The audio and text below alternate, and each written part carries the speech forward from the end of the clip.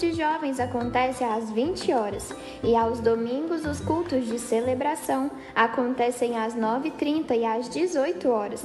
Lembrando que os cultos também são transmitidos pelo canal El Shaddai Araguari no YouTube. O funcionamento da Secretaria da Igreja ocorre das 9 às 11 horas da manhã e das 12h30 às 17h30. Os dízimos e as ofertas também podem ser feitos por meio de depósito bancário identificado, Pix ou QR Code.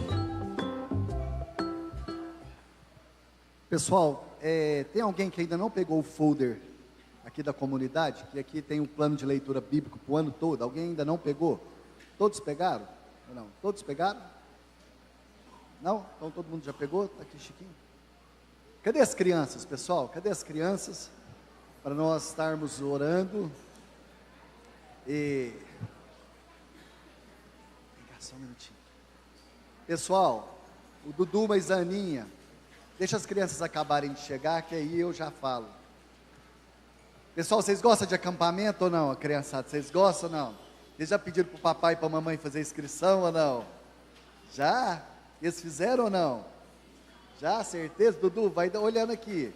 Eles estão confirmando, ó. Tá vendo, né, papai e mamãe? Então, vai ter o acampamento da família, todos estão convidados. E hoje é o último dia para inscrição, tá bom? Hoje é o último dia. Então, você pode procurar o Dudu que está aqui. Então, hoje é o último dia.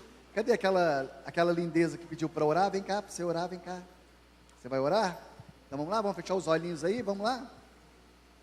Papai do céu, muito obrigado por esse dia, que abençoe a nossa igreja, que a gente está abençoando uma dessas crianças, que você está abençoando a nossa igreja, derramando esse amor, que a gente te peça todo o amor e carinho que a gente tivesse, que a gente abençoe todo mundo que está aqui.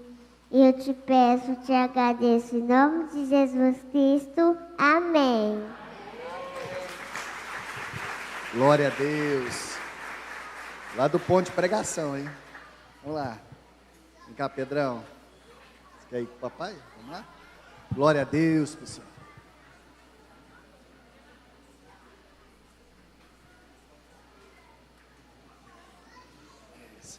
Depois nós vamos estar olhando no final pela Annalise, tá bom? Vamos lá, criançada, sem correr. Pessoal, enquanto as crianças estão indo, abra comigo no livro de Lucas, Lucas capítulo 23, para nós meditarmos. Daqui a pouco nós vamos tomar a ceia. Esse texto é um texto muito interessante. Se você tiver uma caneta, um papel para você anotar, e nós vamos falar um pouquinho aqui desse texto muito interessante, que está no livro de Lucas, capítulo 23, verso 33 ao 37, tem como projetar para mim, fazendo um favor?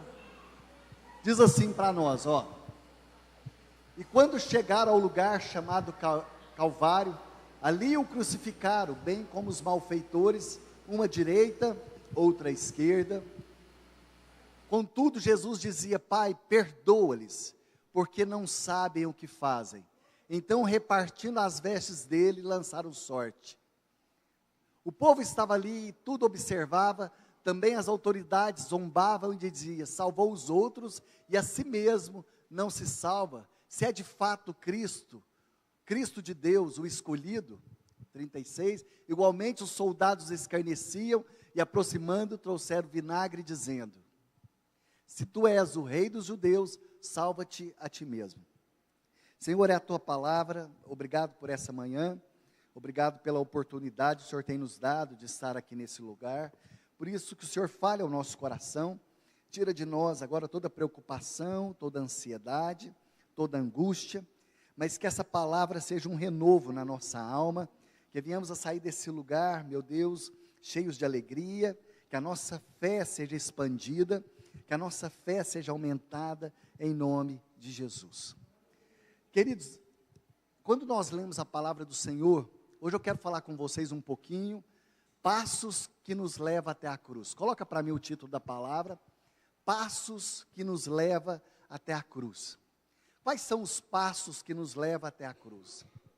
É tão interessante porque há mais ou menos 14 dias atrás nós comemoramos a Páscoa, E a Páscoa para nós é como se fosse, para o cristão, é como a Copa do Mundo. Porque a Páscoa para nós, ela é o auge, né? É o ápice da festa, porque é onde nós comemoramos a morte e a ressurreição de Cristo. E quando Jesus ele foi crucificado ali na cruz do Calvário, quando ele estava ali numa sexta-feira, quando ele foi crucificado por volta das 9 horas da manhã até 3 horas da tarde, aqui a Bíblia nos relata 7 frases que Jesus ele cita ali na cruz do Calvário. E cada frase, ela tem um ensinamento importante para a minha vida e para a sua vida. Às vezes nós lemos a Bíblia e nós não paramos ali para meditar, para ver o que faz sentido em cada uma daquelas frases que Jesus ele disse. E essas frases que ele disse, essas 7 frases, ou esses 7 sermões que ele pregou ali na cruz do Calvário, que eu falo que ele aproveitou aquela cruz, e ele fez 7 pregações, em apenas uma frase cada pregação. E cada frase que ele disse, ele trouxe uma profundidade que revelava quem ele era. Que ele revelava quem ele era para mim, e ele revelava quem ela era para você. E a primeira frase que ele disse é: Pai, perdoa, porque eles não sabem o que eles estão fazendo. Então a primeira palavra que ele libera na cruz do Calvário é o perdão. E hoje nós vamos trabalhar somente essa frase, mas ele disse outras frases. A segunda frase foi uma frase de salvamento. Ele olhou ali para aqueles malfeitores que estavam ali do lado, crucificado junto com ele, e disse assim: ainda hoje estará comigo no paraíso. Ele deu uma palavra de salvação. Depois ele deu uma palavra de amor. Ele olha para Maria, sua mãe, olha para João e fala assim: Maria, eis aí o seu filho. E hoje à noite nós vamos falar sobre a palavra de amor. Mesmo na cruz do Calvário, ele se preocupa com a mãe dele. Mesmo estando ali na cruz do Calvário, ele olha para João e fala: João, cuide da minha mãe, porque eu estou partindo. Então ele dá uma palavra de amor. Depois ele tem uma palavra de humanidade. Ele fala assim: olha, tenho sede. Porque Jesus era 100% homem, mas era 100% também Deus. Então ele diz: olha, eu tenho sede. Depois ele dá uma palavra de vitória, ou melhor, uma palavra de abandono. Ele se sente abandonado ali na cruz. Ele fala assim: Deus meu, por que me abandonaste? Então é uma palavra ali de abandono.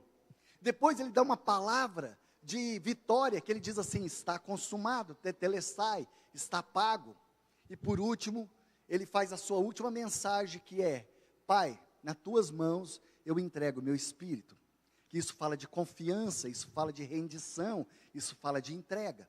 Então ali na cruz do Calvário, Jesus ele profere essas 7 frases. E cada uma delas nós vamos trilhar.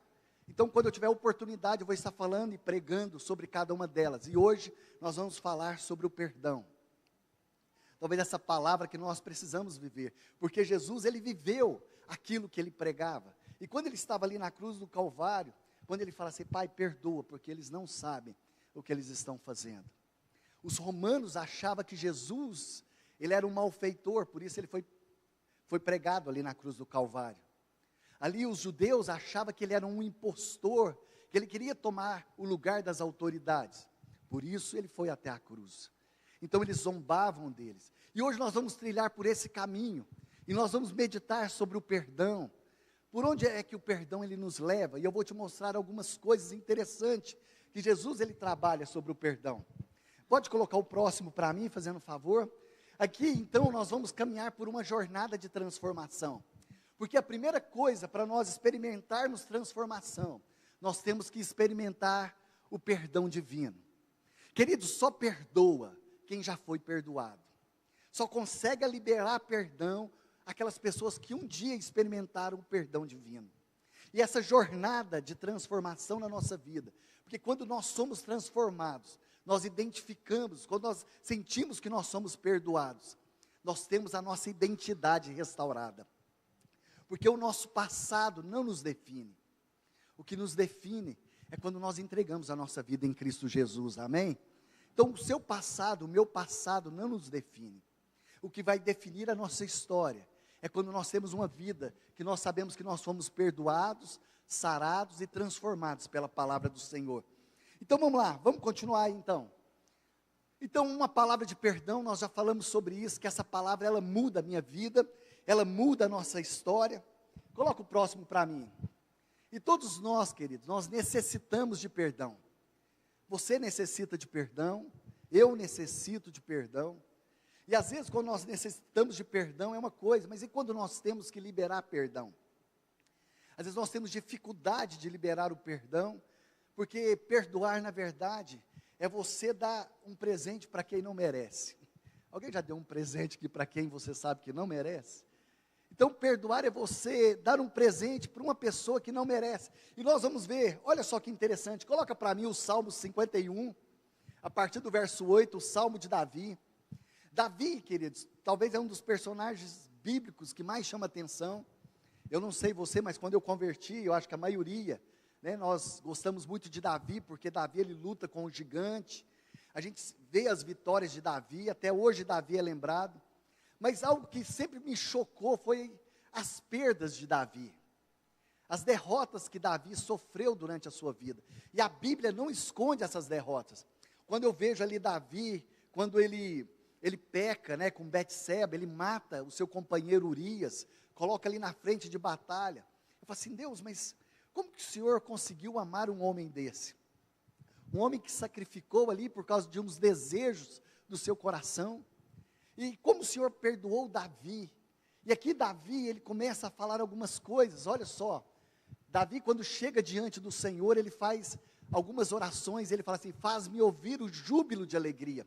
Porque Davi estava entristecido, o coração dele estava doente, para que exultem os meus ossos que esmagaste. Verso 9, esconde o rosto do meu pecado e apaga todas as minhas iniquidades. Ele fala, Senhor, tira de mim a minha culpa. Essa versão não fala. Se os meninos acharem, ele fala, Senhor, tira de mim essa culpa. Tira essa culpa que está dentro do meu coração. Porque Davi, ele se sentia culpado por tudo aquilo que havia acontecido. E todos nós necessitamos, querido. Nós necessitamos, chegamos diante de Deus e falamos, Senhor, meu coração está dilacerado. Por que isso está acontecendo na minha vida? Ontem eu estava pregando aqui com os jovens e falando sobre algumas queixas que Jó ele fez. Jó ele chega diante de Deus e ele faz 16 perguntas. Sabia que Jó faz 16 perguntas para Deus? Fala, Deus, mas por quê? Por que eu estou passando por isso? Por que eu estou passando por aquilo? Alguém que já chegou, fez algumas perguntas para Deus, tentando achar resposta, e Deus não te respondeu? E é tão interessante, porque no capítulo 38 ao capítulo 41 do livro de Jó, Deus ele faz 74 perguntas para Jó. Deus responde com perguntas e fala assim para Jó, Jó, onde você estava quando eu estava criando o mundo? Jó, o que aconteceu com você? E uma coisa que eu aprendi quando eu li esse texto, quando nós buscamos resposta, e nós não encontramos resposta, você descobre que Jesus é a resposta. E se Jesus é a resposta, e Ele está com você, Ele é a resposta, amém? Jesus é a resposta. Então aqui nós temos a necessidade de perdão. E eu acho interessante, queridos, eu vou pedir para o Luiz, que está lá no Data Show, eu vou pegar aqui meu celular, e quantos conhecem uma cantora chamada Adele? Coloca aí para mim a foto da Adele, fazendo um favor. Adele, essa cantora, ela é inglesa, e é tão interessante, porque ela compôs uma canção, e eu acho muito interessante essa canção, e quando ela compôs essa canção, foi logo depois do divórcio dela. Ela se divorciou, e depois que ela divorciou, ela compôs uma canção, e essa canção se chama My Little Love. É isso mesmo, está certo? Isso aí, do inglês, meu pequeno amor. E ela compõe uma canção, eu até printei aqui, só para nós meditarmos, aqui, achei. Olha só o que ela diz nessa canção. Isso aqui vai explicar um pouquinho sobre a culpa. Logo que ela se divorcia, ela faz um CD ali, homenageando a sua separação ali, o seu divórcio. E ela faz uma canção para o seu filho chamado My Little Love. Olha só o que ela fala. Eu sei que você se sente perdido, e a culpa é completamente minha. Eu me sinto tão mal de estar aqui, quando sou tão culpada. Eu já estou longe demais, e você é o único que pode me salvar. Ela fala assim: olha, eu sou culpada por tudo aquilo que você está vivendo, meu pequeno. E às vezes, querido, nós nos sentimos assim, mediante algumas circunstâncias da nossa vida. Então ela fala nessa canção: olha, o meu coração está dilacerado, o meu coração está em pedaços, por tudo que aconteceu, mas algo precisa acontecer na minha vida. E ela expressa isso como forma de quê? Como forma de canção. Então, às vezes, querido, nós precisamos mudar algumas coisas na nossa vida. E ela fala: olha, precisa remover algumas coisas dentro do meu coração. E lá no capítulo, coloca para mim, Salmo 32, fazendo um favor. Salmo 32, olha só o que Davi ele fala. Ele fala assim: Senhor, quando bem-aventurado aquele cuja iniquidade é perdoada, cujo pecado é encoberto. Aqui Davi ele se sentia culpado. Bem-aventurado o homem a quem o Senhor não atribui a iniquidade, cujo espírito não há dolo. 3. Enquanto calei os meus pecados, envelheceram os meus ossos, pelos constantes gemidos do meu dia. Verso 4. Porque a tua mão pesava dia e noite sobre mim, o meu vigor se tornou o quê? Em sequidão. Ele fala: olha, enquanto eu fiquei calado, enquanto eu não abri meu coração, enquanto eu não busquei ao Senhor. Mas uma pergunta é, queridos, para mim e para você: como nós podemos lidar com a culpa? Você já parou para analisar? Como que as pessoas lidam com a culpa? Alguns lidam com a culpa relativizando, falando: não, isso aí é relativo, tentando arrumar algumas desculpas, falando: não, a culpa não é minha, não é, Eliane? Não, isso aí aconteceu porque fulano fez isso. Nós sempre tentamos relativizar. Nós temos a síndrome de Adão. Nós falamos: Senhor, a culpa é do fulano, a culpa é do ciclano. Nós relativizamos as coisas. Nós sempre queremos achar um culpado para as nossas mazelas. Às vezes nós relativizamos a culpa, nós negamos a culpa. E tem muitas pessoas que ensinaram isso durante o tempo. Coloca aí para mim Nietzsche. Coloca para mim Nietzsche, fazendo um favor. Friedrich Nietzsche, ele fala assim, ó: a culpa na verdade é da religião. Porque o dia que a religião acabar, não haverá mais culpa. Olha só que terrível, querido. Ele fala: olha, a culpa é da religião. Eu até escrevi aqui, tem um texto dele que ele fala assim: a culpa é uma mentira da religião, não existe culpado. E ele fala: a religião traz padrões morais que quando não alcançamos, nos traz culpa. Olha só, relativizando, falando que não existe culpa. E nós sabemos que Nietzsche, ele falou assim: ó, em menos de 100 anos, a religião vai acabar. Acabou, gente? Não, porque o nosso Deus é eterno, amém? E é um Deus que remove toda a culpa do meu e do seu coração. Outro também que relativizou, coloca para mim o próximo, Freud. Ele fala assim: olha, a culpa na verdade, olha só que interessante. Ele fala assim, ó: é uma imposição social criada por pessoas más. É uma manipulação da massa. Porque quando as pessoas más olham para você e falam que você é mau, você é culpado, você é manipulado. Outra pessoa, Karl Marx, fala assim, ó, que a culpa da verdade são dos poderosos. Porque eles colocam culpa em nós. Mas nós sabemos, querido, que a culpa, ela precisa ser removida dentro do nosso coração. Nós não podemos relativizar as coisas. Nós precisamos que isso seja tirado de dentro do meu coração e do seu coração. E quando eu fico olhando essas coisas aqui, né?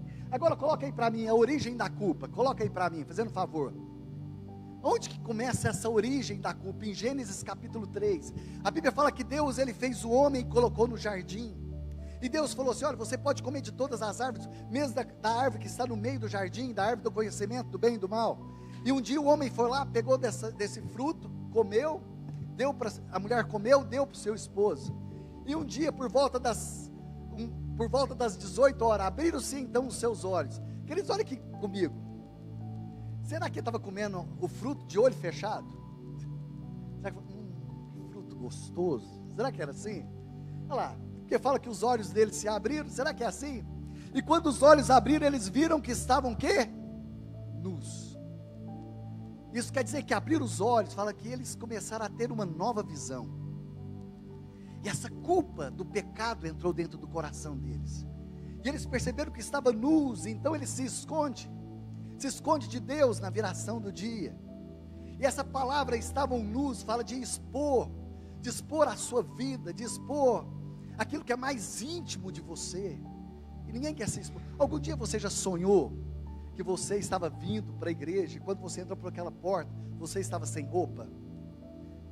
Você já imaginou? Imagina, você ficaria feliz, gente? Imagina a vergonha que você iria passar. Você já pensou, você está num lugar e de repente a nudez? Esses dias eu fui comprar uma calça e aconteceu algo, né? Eu acho que tem coisa que acontece só comigo. E a porta do provador é aquela sanfonada. Sabe aquelas portas sanfonadas de provador? Espera, gente. Era aquela porta sanfonada e tal. E era um provador bem pequeno. E eu estava ali tentando colocar a calça. E a hora que eu coloquei a perna, eu embaracei na perna da calça, pessoal. E para mim não cair para dentro da loja, o que eu fiz? Eu joguei o corpo para o outro lado. Eu dei uma torção na coluna para não cair de cueca no meio da loja. E eu fiquei imaginando a cena, pessoal. Eu fiquei imaginando. Imagina o pastor cair pelado no meio da loja. E eu fiquei pensando, imagina. E eu falei assim, eu sou tão sortudo que é capaz de entrar algum membro da igreja bem naquela hora. Para tirar a foto, né?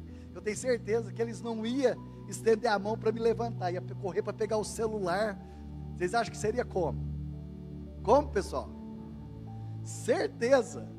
Você acha que ia fazer o quê? Machucou, pastor? Machucou, pastor? E eu fico pensando, mas, querida, a nudez traz vergonha. Quando nós nos expomos, então aqui fala, né, que a origem, e a Bíblia fala que eles pegaram folhas de figueira. E às vezes folha de figueira representa algumas coisas da nossa vida. As folhas de figueira podem representar o relativismo. Isso não é bem assim. Às vezes, para nós aliviarmos a nossa culpa, nós relativizamos aquilo que é absoluto na palavra de Deus. Às vezes nós abrimos a palavra e falamos, não, mas não é bem assim, eu não entendo dessa forma, eu não entendo. Outra coisa que nós relativizamos, querido, nós relativizamos tanta coisa na nossa vida, nós pegamos aqui, né, aquilo que é absoluto e nós vamos relativizando. Nós falamos, não, isso não é dessa forma, isso não é desse jeito. Quer ver uma outra folha de figueira? O trabalho. Muitos se escondem no trabalho. Outra coisa, perfeccionismo. Tem que ser perfeito, tem que ser daquele jeito. Nós criamos folha de figueira. Às vezes, pessoal, nós fazemos teatro. Eu vou falar isso por mim. Às vezes nós temos que decorar folhas e folhas aqui e tal. E de repente, aquelas 30 folhas que eu decorei do teatro, a hora que termina o teatro, eu falo assim, faltou uma frase. E aquilo eu fico remoendo, porque aquelas 30 folhas que eu decorei não valeu a pena. Faltou aquela frase, mas por que eu não falei aquela frase? Você já passou por isso ou foi só eu? Eu falo, não, mas faltou isso, mas por que eu não pus isso? Por que eu não fiz aquele arranjo na música? Por que não saiu como um ensaio? Eu lembro um dia, pessoal, que nós tinha ensaiado para a festa dos tabernáculos, né? E para ensaiar para a festa do tabernáculo é 2 meses, 3 meses, sai a música nova, né, Lu? E esse dia da festa do tabernáculo foi no Napolitano, tudo preparado, tudo lindo. Vai ser o dia. A hora que chegou lá, caiu a energia, queimou o disjuntor. Não tinha energia, pessoal. Não tinha energia. E aí foi feito o quê? Só no gogó. E todo aquele ensaio de 2 meses, sabe o que aconteceu, gente? Foi por água abaixo. Mas Deus é tão bom, porque o Carrot tinha comprado um disjuntor, ele tinha que entregar a ele, e ficou 2 meses no carro dele, ele não devolveu na elétrica, estava dentro do carro, ele falou, não, tem um lá dentro do meu carro, mas precisava de uma chave de fenda e fita isolante. De repente a Virgínia levantou e falou assim, eu tenho uma chave de fenda, uma fita isolante dentro da minha bolsa.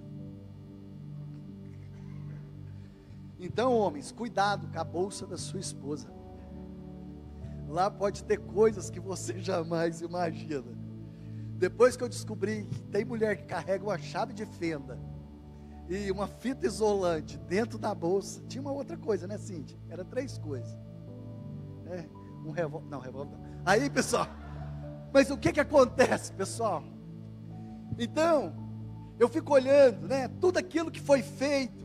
Você olha e fala assim: Deus, agora coloca aqui para mim, coloca para mim Salmos 51 verso 3, coloca Salmos 51 verso 3, olha só o que Davi ele faz, olha só o que Davi ele faz, no Salmo 51 verso 3, olha só o que ele fala: pois eu conheço, na verdade essa tradução aqui fala, mas eu conheço a minha culpa. Davi fala assim: eu não conheço a culpa do fulano nem dos caras, mas eu conheço. Na versão original é: eu conheço a minha culpa, e o meu pecado está sempre diante de mim. Verso 4: pequei contra ti somente, fiz o que era mal perante os teus olhos, de maneira que será tido por justo o teu falar e o teu julgar. Ele fala assim: Deus, eu preciso do teu perdão, eu preciso da tua graça. Eu fico vendo, quer ver outra folha de figueira, querido? O Instagram. Quando você olha o Instagram, esses dias eu estava pensando em as pessoas, você olha a pessoa, você fala assim: quem que é essa pessoa aqui? Você já fez essa pergunta? Você olha e fala: mas quem? Esses dias eu falei assim: irmão, você pôs tanto Photoshop, se você sumir, nós não vai te achar nunca, porque essa pessoa da foto não é você. Você já viu a pessoa, né? Você olha a pessoa e fala assim: meu Deus. E hoje está todo mundo igual. Você já percebeu que está todo mundo igual? As mulheres estão com sobrancelha de canetinha, boca de bexiga, e dente do cavalo do pica-pau, o pé de pano. Tá ou não tá, pessoal? Então você vai, está todo mundo igual. Você olha no Instagram, está todo mundo com dente do cavalo do pica-pau. Você olha, está com boca de bexiga. Então assim, as pessoas estão, parece que é feita por série. E aí você olha e fala assim: meu irmão, olha só, a pessoa do Instagram. Então você olha, hoje eu estava vendo, né, há alguns meses atrás, um youtuber bem conhecido, PC Siqueira, porque ele foi cancelado ali, ele tinha vários seguidores, um dos maiores youtubers do Brasil, e ele foi cancelado por seus seguidores. Ele não aguentou. Sabe o que ele fez? Ele tirou a sua vida. E sabe o que aconteceu? Sabe aqueles 2 milhões, 3 milhões de seguidores que ele tinha? Sabe quantas pessoas tinha no velório dele? 30 pessoas. Apenas 30 pessoas. Porque ele não aguentou a conviver. Porque as pessoas, elas precisam ser aceitas, elas precisam ser amadas. Dessa loucura, então as pessoas estão fazendo folha de figueira, tentando tampar as suas culpas. Ontem eu estava contando aqui para os jovens, uma jovem americana chamada Annie Lambert, acho que é isso mesmo, Anna Lambert. Era uma jovem aí de 13, 12 anos, e ela tinha muito problema com seu pai. Ela tinha problema ali de relacionamentos ali em casa. O pai dela era um homem bruto, era um homem que não amava, não dava uma direção na casa. Era um pai ausente, e quando estava ali presente, era um homem rude. Às vezes ele estava presente em corpo físico, mas a mente dele estava longe. E ela criou muitos problemas ali com o pai. Então o que ela fez? Ela arrumou um namorado. E logo ela começou a se envolver com esse namoradinho, tentando achar algumas respostas para a alma dela. Ela se envolve ali fisicamente com ele. E depois ela descobre que esse jovem também se relacionava com as suas amigas. Então ela se revolta, tal, e ela cria um desejo de vingança dentro do coração dela. Ela fala que vai se vingar, tal, que ela não acredita mais. Então ela vai para as boates, tentando achar alguns amores, falando assim: olha, eu vou arrumar um homem rico para cuidar de mim. Vai para as boates, e ali ela só conhece algumas pessoas que abusam dela, que apenas ter uma noite de prazer com ela. E um dia apareceu um cara que chegou para ela e falou assim: olha, eu vou cuidar de você, eu vou cuidar de você, vou te tirar dessa vida. E ele casou com ela, mas na verdade esse homem começou a usar ela como uma escrava sexual. Ele pegou e ele abusava dela sexualmente, e usava ela como escrava sexual. Então essa mulher, ela começou a fazer programas, se tornou uma prostituta, e ela não aguentava aquela dor na alma, ela entrava debaixo do chuveiro. Na biografia dela, ela esfregava tentando se limpar, mas ela não conseguia, a sua alma doía. E passado alguns dias, ela morava no Havaí, ela foi diagnosticada com câncer. Então aquilo foi tomando uma dor, uma proporção tão grande na alma dela, de todos os traumas que ela havia passado na sua história, e ela não conseguia liberar perdão, até o dia que ela estava muito mal, ali com aquele câncer. Ela entra ali na sala da sua casa e fala assim: Deus, eu não sei se o Senhor existe, mas se o Senhor existe, não deixe eu morrer. E a hora que ela fez essa oração, ela se converte, e ela tem uma experiência com Cristo, e hoje ela tem um ministério nos Estados Unidos, que ela ajuda a tirar mulheres do prostíbulo.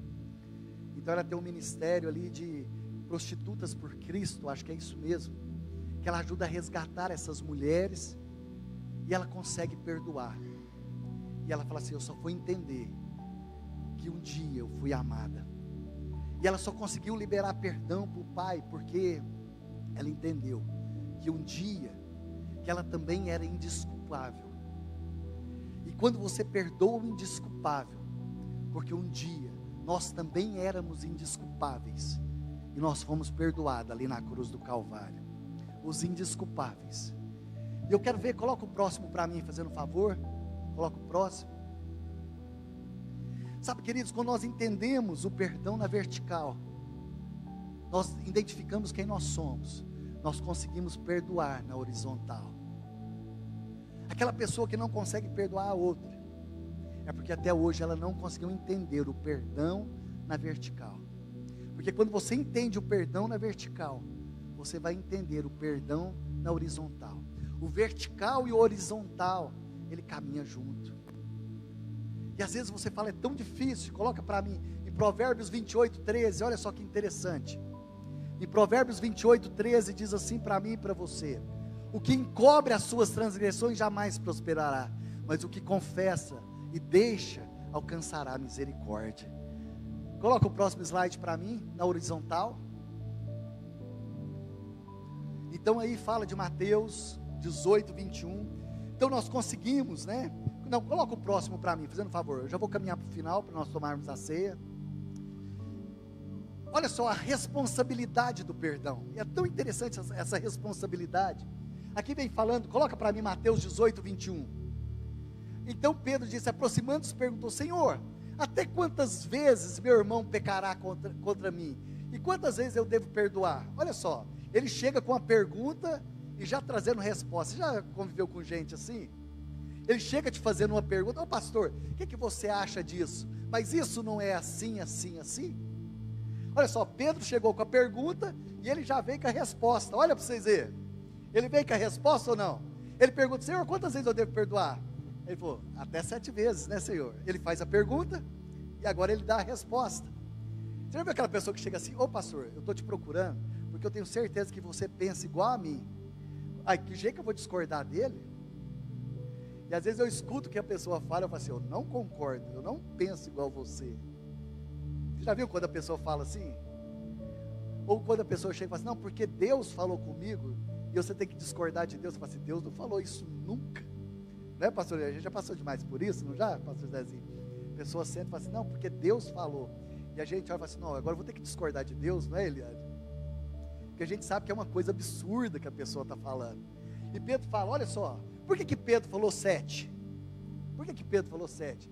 Porque ele entendia que 7 era o número da perfeição. Se eu falar 7 eu não vou errar, porque 7 é o número perfeito. Agora eu peguei o Senhor, vamos ver o que o Senhor responde? Coloca o próximo versículo.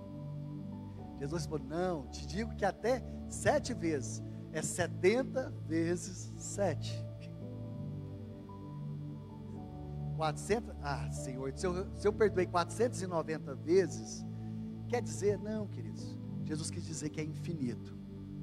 Ele estava quebrando uma maldição de Lameque, lá no capítulo de Gênesis, capítulo 4, a partir do verso 18, que Lameque falou assim: eu vou vingar Caim 70 vezes 7, porque Deus falou assim: se alguém fizer mal a Caim, eu vou ferir 7 vezes mais.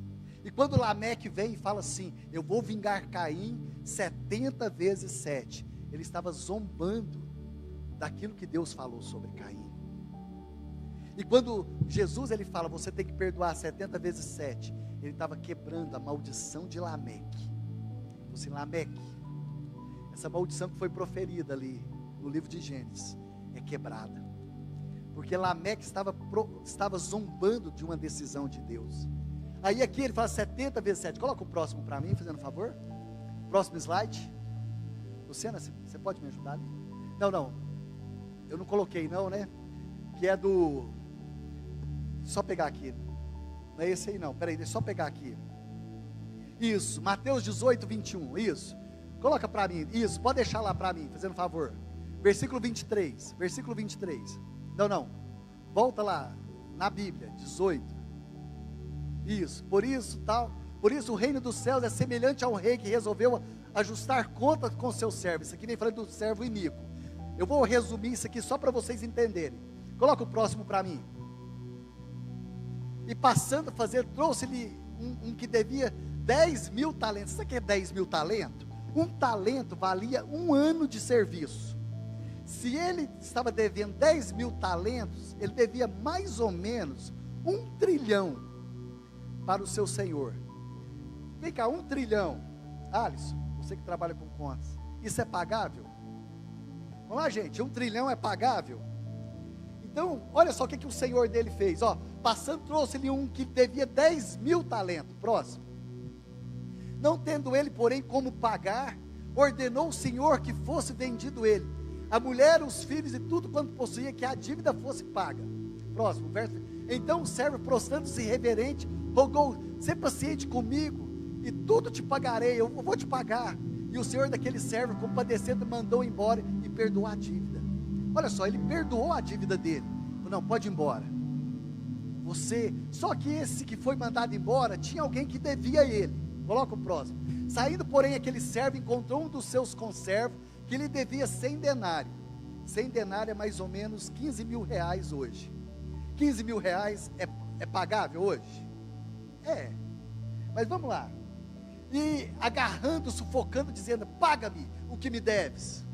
Próximo. Então o conservo, caindo aos pés, lhe implorava: sê paciente comigo, e eu te pagarei. E ele, entretanto, não quis, antes indo-se, lançou na prisão, até que saudasse a dívida. Pronto, vendo o seu companheiro que havia passado, entristeceram muito, e foram relatar ao seu senhor tudo que acontecera. Então o senhor mandou chamar, ele disse: servo malvado, perdoei-te aquela dívida toda, porque me suplicaste? Não desviaste tu igualmente compadecer do teu conservo, como também eu me compadeci de ti? Verso 34. Indignado, o seu senhor entregou os vergulhos até que pagasse. Ele foi preso. Olha aqui para mim. Aquele que não perdoa é aprisionado na sua alma. O que esse texto quer nos ensinar?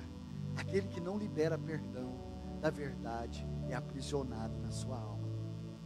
Certa vez, acho que numa das peças de Shakespeare, ele disse assim: caros brutos, a culpa não é das estrelas, a culpa é nossa. Às vezes nós queremos arrumar justificativa. Não, eu sou assim porque eu sou taurino com ascendente em Libra, por isso que eu sou brabo assim. Você já viu que tem gente que arruma justificativa? Não, porque eu sou assim, que eu sou descendente de gaúcho. Eu sou assim porque eu sou descendente de alemão. Não, queridos, não tem nada disso. A culpa é nossa. Eu acho tão interessante. Coloca para mim Gênesis capítulo 45.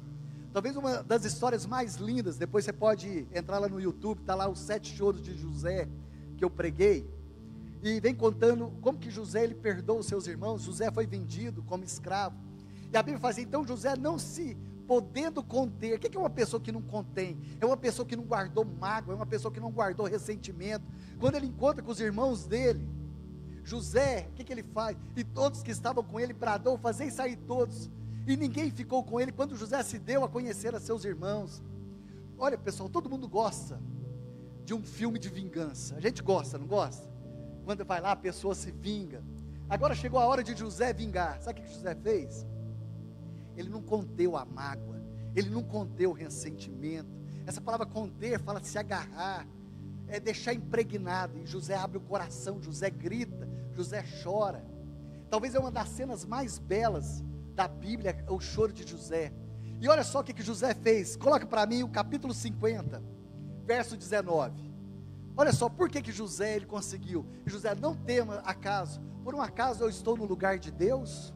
Eu não sou Deus para julgar as pessoas. Por que José conseguiu superar? Ele falou assim, olha, eu não posso fazer isso. Se o Senhor fez algo muito maior por mim, eu não sou Deus para julgar ninguém. E outra coisa que ele faz, continua aí para mim o verso 20. Vós na verdade intentaste o mal contra mim, porém Deus o tornou em bem. Sabe como que você vai vencer o mal que fizeram contra você? Agindo com bondade.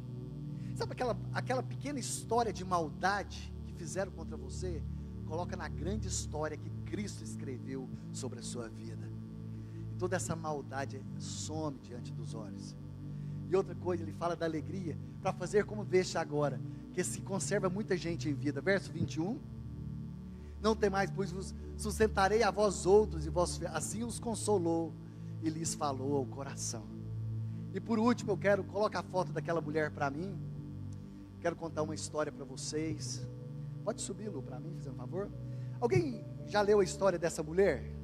Corrie ten Boom.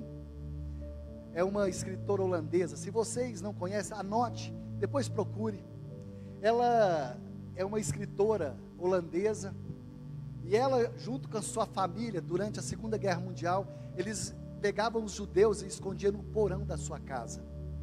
E por causa disso, os nazistas ali, alemães, eles mataram os pais de Corrie, pegou ela e a sua irmã, chamada Beth, e levou para os campos de concentração. Porque ela cuidava ali dos judeus, e logo a sua irmã começou a ficar magra, e a sua irmã veio a falecer. Então ficou só ela. Então, passados os anos, no ano de 1947, ela é holandesa, ela foi convidada para dar algumas palestras ali na Alemanha. E num dia que ela estava ali pregando, ela fala assim, ó, perdão não é uma emoção, perdão é uma decisão. E um dos sermões que ela prega, ela fala assim, ó, um dia o Senhor me tirou. O Senhor limpa todos os nossos pecados. O Senhor perdoa todos os nossos pecados. E quando ela acabou de fazer as palestras ali na Alemanha, todo aquele auditório ficou de pé e começou a aplaudir essa mulher. E ela já estava com 84 anos. E a hora que ela acabou de falar, o auditório começou a ficar vazio. Um homem levantou lá do fundo. E quando aquele homem levantou do fundo, ela reconheceu quem era aquele homem. Era um dos guardas, um dos soldados, que quando ela estava no campo de concentração, açoitava, batia nela, na irmã. Era um daqueles soldados ali que trabalhava no campo de concentração. E quando aquele homem levantou e veio na direção dela, ela fala que a mente dela começou a passar mil coisas, e ela ficou gelada, né? Ficou paralisada ali. E ele chegou perto dela e falou assim, Corrie, eu sou um daqueles soldados que trabalhou ali no campo de concentração, ali em Birkenau, em Auschwitz. Eu sou um daqueles soldados que trabalhei ali. Só que ele não sabia que ela o reconheceu, e que ele foi um dos carrascos que humilhava ela no campo de concentração.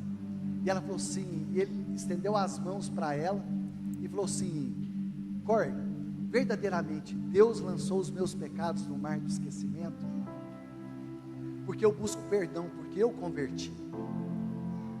Hoje eu sirvo a Cristo e eu busco o perdão todos os dias da minha vida. E você aqui na sua pregação disse que o Senhor lançou no mar do esquecimento os meus pecados, e realmente eu fui perdoado. E estendeu as mãos para ela. Aquela mulher fala que lembrava da irmã que morreu de fome ali nos campos de concentração, lembra dos pais, como eles foram arrastados, como eles chegaram ali nos campos de concentração. E não dá tempo de eu ler aqui, ela fala que a maior experiência de amor da vida dela foi quando ela estendeu a mão e abraçou aquele homem e falou, não, realmente ele lançou os seus pecados no mar do esquecimento, e eu posso olhar nos teus olhos e te dizer que eu te perdoo, porque eu sou uma daquelas que viveu ali no campo de concentração, e eu libero perdão na sua vida. Sabe, queridos, perdão não é um sentimento, perdão é uma decisão. E eu quero só para você meditar, você pode anotar aí, decisões nos guia, Sentimentos nos cega. Decisões irão nos guiar. Sentimentos nos cega.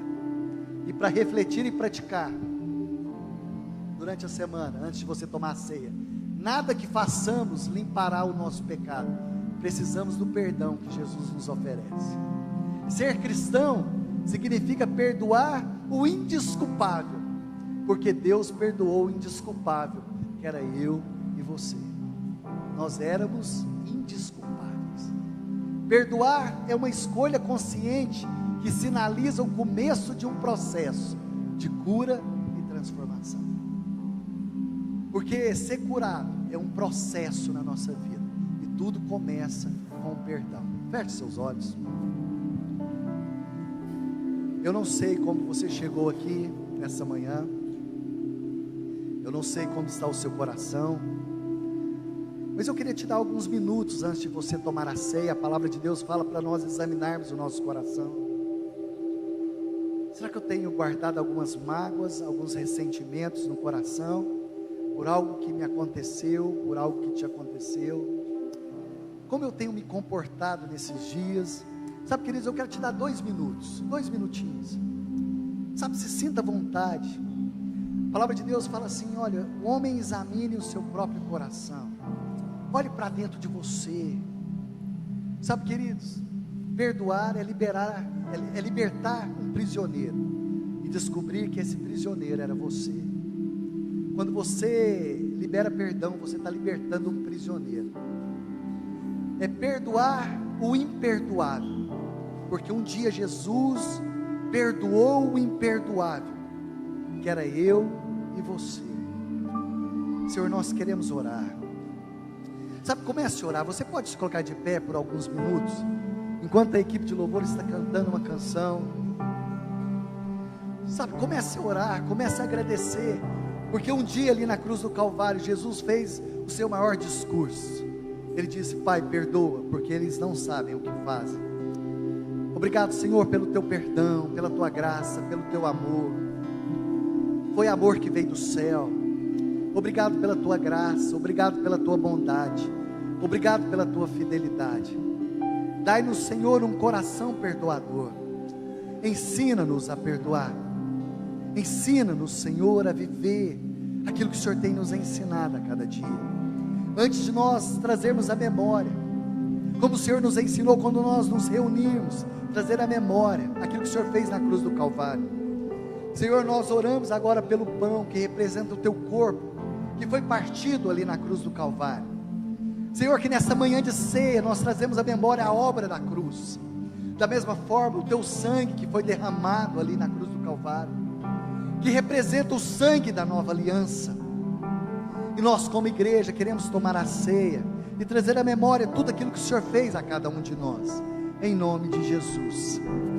Queridos, você pode pegar a sua ceia.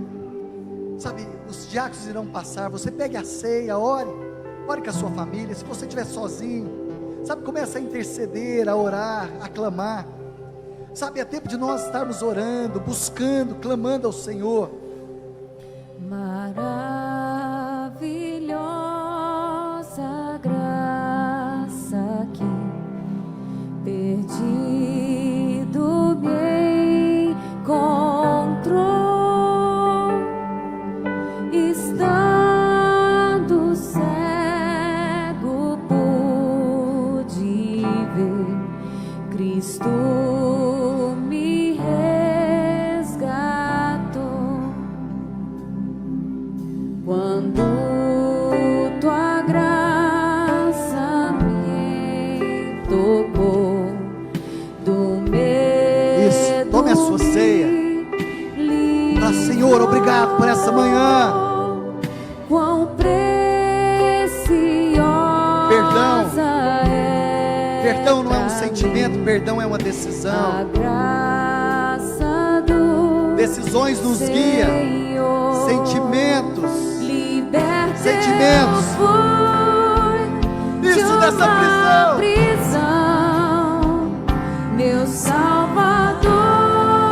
Sentimento cega. Me resgatou. Misericórdia.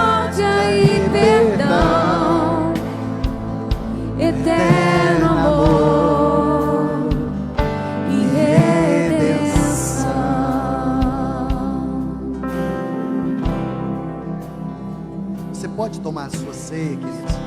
Tome a sua ceia. Depois que você tomar a sua ceia, procure alguém, dá um abraço, dá uma palavra.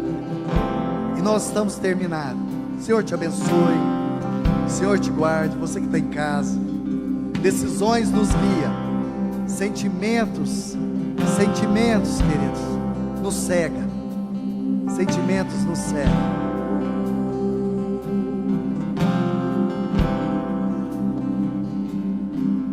Deus prometeu o melhor pra mim e nele esperarei.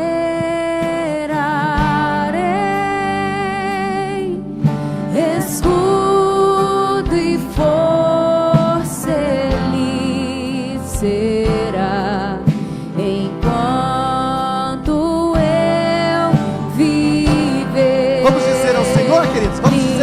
Eu fui de uma prisão, meu Salvador me resgatou, misericórdia e perdão. É desculpar o indesculpável. E redenção. Liberta eu fui de uma prisão, meu Salvador me resgatou,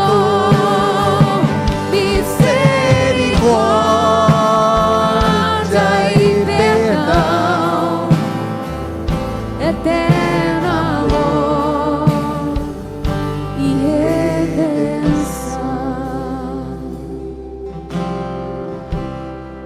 Guarde bem isso, querido. Decisões nos guiam, sentimentos nos cegam.